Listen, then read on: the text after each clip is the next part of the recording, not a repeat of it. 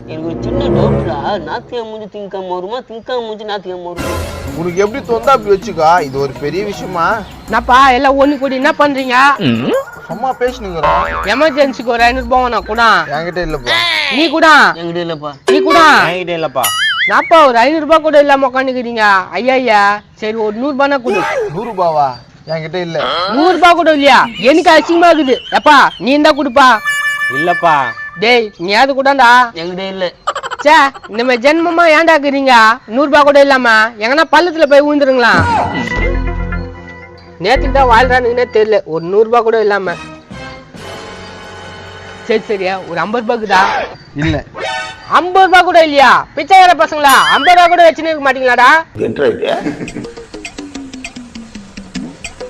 50 ரூபாய் கூட இல்லாம ஏன்டா உயிர் வாழ்றீங்க? போய் எங்கன்னா சாவுங்கடா.